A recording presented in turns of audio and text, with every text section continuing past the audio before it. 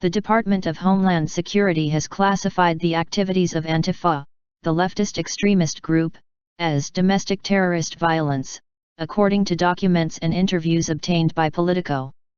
The group had been on the DHS radar well before the deadly, racially fueled violence in Charlottesville, Virginia, in August, and its confrontations with white supremacist and nationalist groups appear to be difficult for law enforcement to manage. From the story.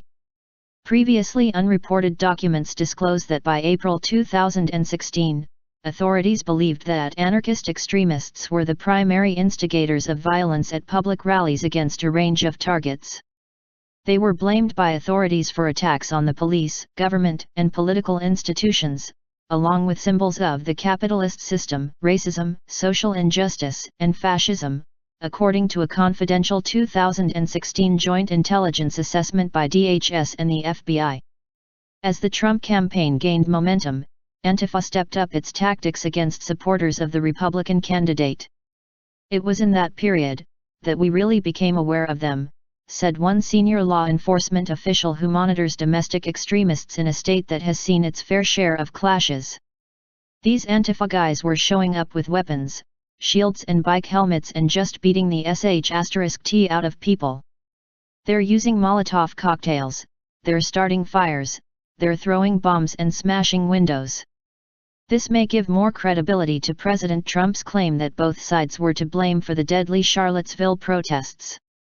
At the same time, sources also told Politico that Trump's rhetoric and policies helped to create a situation that has escalated so quickly and extensively that law enforcement authorities do not have a handle on it.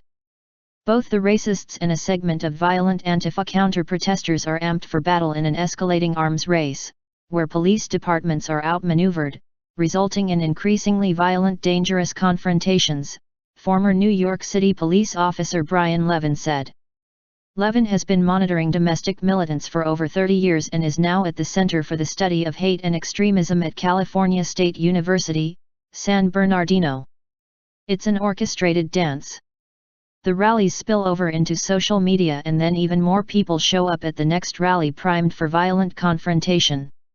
By the spring of 2016, the DHS and FBI began to look into whether Antifa had the capability to carry out terrorist bombings at the Republican and Democratic conventions that summer, and federal officials launched a global investigation, according to a DHS and FBI assessment. According to interviews, some Antifa activists have gone overseas to train and fight with other anarchist groups, for instance, two based in Turkey that are battling ISIS. An assessment last year predicted that Antifa would become more dangerous if fascist, nationalist, racist or anti-immigrant parties obtain greater prominence or local political power in the United States.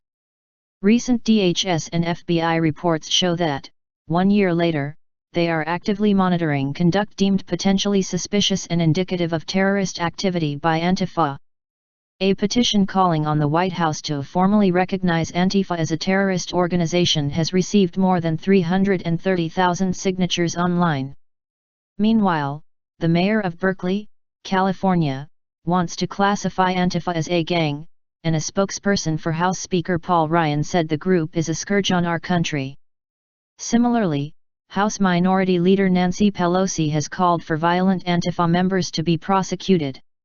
Last week, a peaceful rally against hate gathering in Berkeley was disrupted when members of Antifa attacked participants, some journalists, and police officers, leading to arrests and hospitalizations.